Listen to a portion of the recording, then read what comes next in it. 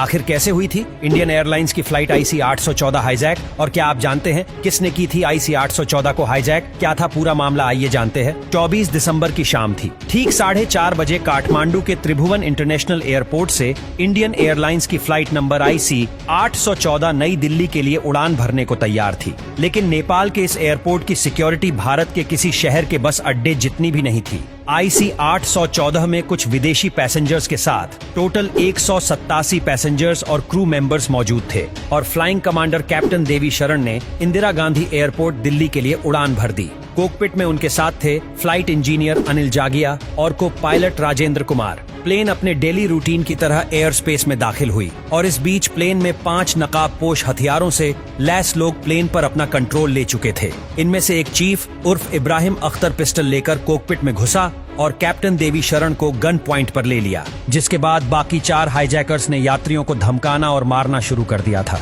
अब किसी को कुछ समझ नहीं आ रहा था कि आखिर हो क्या रहा है, प्लेन में हथियार कैसे आए, ये लोग कैसे आए, और अब हमारा क्या होगा। अब कैप्टन ने चीफ हाईजैकर से पूछा कि वह क्या चाहते हैं, और उनकी तरफ से जवाब में हुक्म मिला कि जहाज को लखनऊ के रास्ते लाहौर ले चलो। कैप्टन देवी शरण ने समझाने की कोशिश की, बताया कि प्लेन में लाहौर तक का फ्यूल नहीं है और जानबूझकर प्लेन की रफ्तार भी कम कर दी, लेकिन बदले में उन्हें धमकी मिली कि क्योंकि वो गन पॉइंट पर थे इसलिए उनके पास दूसरा और कोई ऑप्शन नहीं था। लेकिन जब कैप्टन को पाकिस्तान के एविएशन डिपार्टमेंट ने लाहौर में लैंडिंग की परमिशन नहीं दी और साफ कह दिया कि आप पाकिस्तान एयरोस्पेस में नहीं घुस सकते, पैसेंजर डरे हुए थे। आगे क्या होने वाला है किसी को अंदाजा नहीं था, बस बार बार प्लेन को ब्लास्ट कर देने की धमकी दी जा रही थी। और इससे बुरा ये था कि अब तक देश को इस हाईजैक के बारे में ऑफिशियली तौर पर कुछ नहीं पता था। शाम 6:04 पर देवी शरण का मैसेज सरकार तक पहुंचा कि प्लेन हाईजैक हो चुका है और हमारे पास सिर्फ आधे घंटे का फ्यूल बचा है, प्लीज हमें लाहौर में उतरने की अनुमति दिलाएं,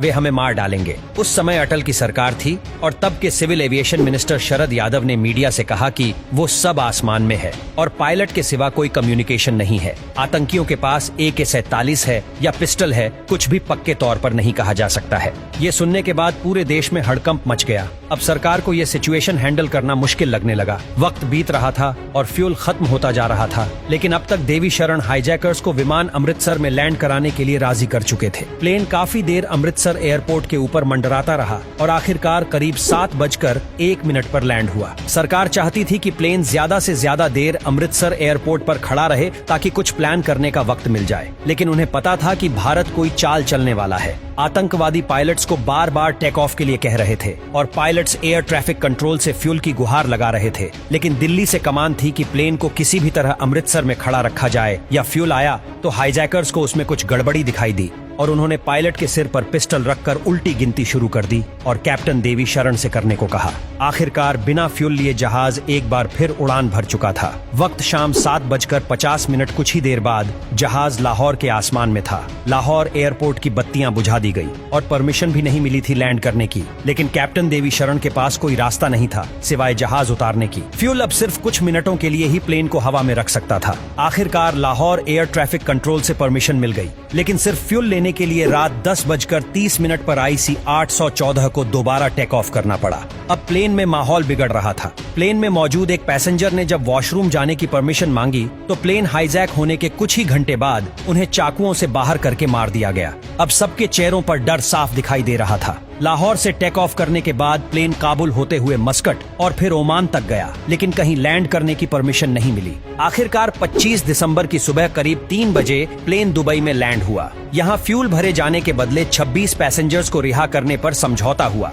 रिहा हुए ज्यादा यात्री बीमार, बूढ़े और औरतें और बच्चे थे। इसके बाद प्लेन ने अफगानिस्तान में काबुल की तरफ उड़ान भरी और काबुल एयरपोर्ट की तरफ से विमान को गंधार ले जाने को कहा गया और 26 दिसंबर को सुबह करीब 8 बजे विमान गंधार हवाई अड्डे पर लैंड कर चुका था। इसके बाद प्लेन पूरे 6 दिन तक उसमें सफर कर रहे लोगों के लिए जेल बना रहा। इतना ही नहीं, इंडियन एयरलाइंस के विमान को हाईजैक करने वाले आतंकवादियों ने अपनी सिक्योरिटी की गारंटी के तौर पर एक तालिबान ऑफिसर को भी अपने हिरासत में ले रखा था। अब सरकार और हाईजैकर्स के समझौते की बातचीत शुरू हो गई थी। उस वक्त अफगानिस्तान में तालिबान की सरकार थी। तालिबान ने शुरुआत में बंधक आदमियों की रिहाई के बदले देश के अलग अलग जेलों में में बंद 36 आतंकवादियों को छोड़ने, एक आतंकवादी सज्जाद अफगानियों की लाश सौंपने और 20 करोड़ अमेरिकी डॉलर की रकम बतौर फिरौती देने की मांग की। इनकी मांगे सुनकर सरकार पूरा देश सकते में आ गया, लेकिन इस सिचुएशन से निपटना तो था और इसके लिए कई सख्त और तेज तर्रार ऑफिसर्स के साथ क्रैक कमांडो की टीम 27 दिसंबर को कंधार एयरपोर्ट पर उतरी।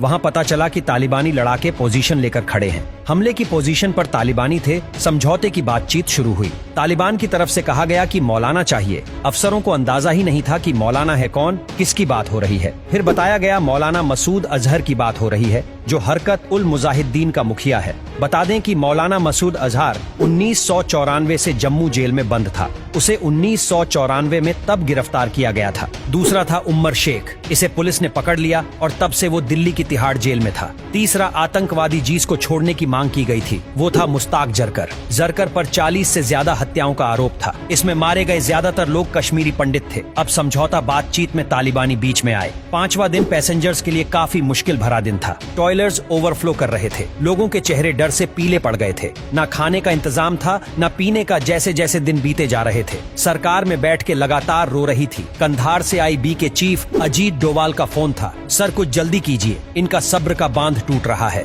28 दिसंबर को सरकार और तालिबान के बीच डील लगभग तय हो गई। 3 आतंकवादियों मौलाना मसूद अजहर, मुश्ताक अहमद जरगर और अहमद उमर सईद शेख को छोड़ने पर बात तय हो गई और इसमें 30 के बजाय 3 आतंकवादियों को छोड़ने का फैसला हुआ। पूर्व विदेश मंत्री जसवंत सिंह तीनों आतंकवादियों मसूद अजहर, उमर शेख और मुश्ताक जरगर को लेकर खुद कंधार गए ताकि कोई सिचुएशन ऐसी बने जिसमें फैसला बदलना हो तो दिल्ली की तरफ रोक न करना पड़े। अब 2 बातों पर अग्रीमेंट बन चुका था, ये कि तीनों आतंकवादियों की पहचान की जाए और दूसरा कि उसके बाद सभी होस्टेस पैसेंजर्स नीचे उतरेंगे, जिसके बाद पाकिस्तानी खुफिया एजेंसी ISI के लोग उन तीनों आतंकवादियों के रिश्तेदारों और दोस्तों को लेकर कंधार पहुंचे। उन्होंने तीनों आतंकियों को पहचाना और प्लेन में मौजूद हाईजैकर्स को बताया कि सब ठीक है, हिंदुस्तान ने कोई चाल नहीं चली है। अब हाईजैकर्स ने हाथ और खुशी के इशारे से पैसेंजर्स को भी बता दिया कि अब वो अपने घर लौट सकते हैं। इस इंफॉर्मेशन के बाद पैसेंजर्स के चेहरे वापस जिंदा लगने लगे थे। कुछ देर बाद एक एक के प्लेन से पैसेंजर्स को उतारना शुरू कर दिया गया। किसी को बहुत ज्यादा चोटें थीं, कोई खून से लथपथ था तो कोई लगातार कई दिनों से भूखा था, लेकिन गनीमती की लोग अब भी पूरी तरह जिंदा थे। मसूद अजहर को छुड़ाने के बाद एयरपोर्ट पर पहले से खड़ी तालिबानी आतंकियों की गाड़ियां रवाना हो गई। अब ये सब यहीं खत्म नहीं होता। आखिरकार वो हाईजैकर्स आतंकवादी थे, इतनी आसानी से कैसे छोड़ देते भारत को। वो तो ये अच्छा था कि प्लेन के कैप्टन को कंधार में ही पता चल गया था कि हाईजैकर्स ने प्लेन में भारत सरकार के नए साल का एक गिफ्ट छोड़ा है। जिसके बाद जसवंत ने कैप्टन सूरी से कहा कि बेहतर होगा कि हम प्लेन को वहीं छोड़ दें और अपने लाउंज में वापस चले, क्योंकि उन्हें पता था कि हाईजैकर्स ने वहां कुछ छिपाया है। असल में जिस तोहफे की बात हाईजैकर्स कर रहे थे, तोहफा एक लाल बैग में था और तालिबानी भी किसी की तलाश में थे। बता दें कि जब तक ये बैग नहीं मिल गया, उन्होंने प्लेन को वापस भारत जाने की अनुमति नहीं दी। कुछ तालिबानी लोगों ने वो लाल बैग निकाला और एक रेड पजेरो कार की कुछ ही देर पहले ही एयरपोर्ट पर आई थी, उसकी तरफ ले गए। गाड़ी के शीशे रंगे हुए थे, इसलिए इसके अंदर कौन था नहीं पता चला। बाद में जसवंत सिंह को पता चला कि उस लाल बैग में 5 ग्रेनेड थे। और ये सवाल भी आज तक उठाया जाता है कि जब प्लेन 40 मिनट तक अमृतसर में था तो फिर उस दौरान क्यों कुछ नहीं किया गया। जो भी हो, लेकिन हमारे लोग सही सलामत वापस आ गए।